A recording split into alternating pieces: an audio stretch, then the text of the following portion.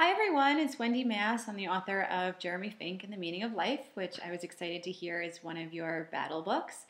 And since it's now March 10th, that means that yesterday the movie came out on DVD and digital download, which I guess is Netflix and iTunes and that sort of thing.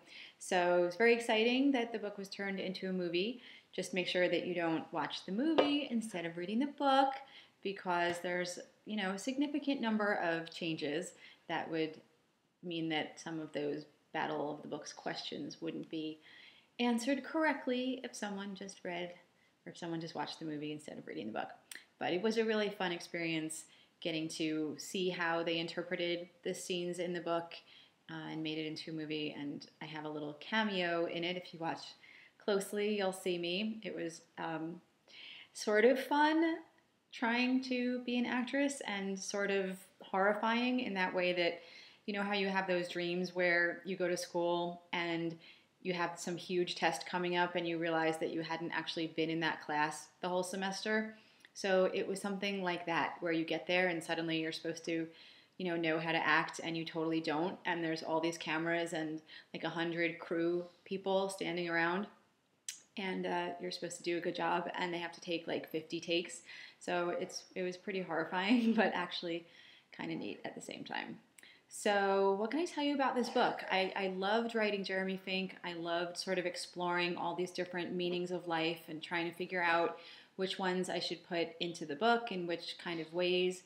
I think what kind of inspired the story initially was this box that I had on my desk, which is smaller and thinner than Jeremy's box and doesn't have any keyholes, but it just kind of gave me the idea of doing something with a box. And I'd always been really interested in sort of seeking out different philosophical meanings for life, and so it just seemed like a fun way for me to kind of explore that personally and then to try to write about it.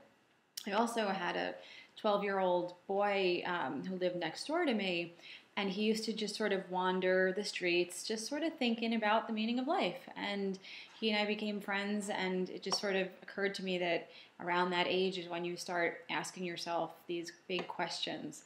So he was really helpful in letting me see how that age is kind of a big turning point for kids. And now that I have my own kids, it's really interesting to see how that is playing out with them.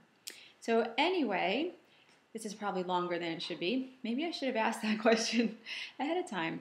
But I will say goodbye and that I hope you enjoy reading the book and all of the other books.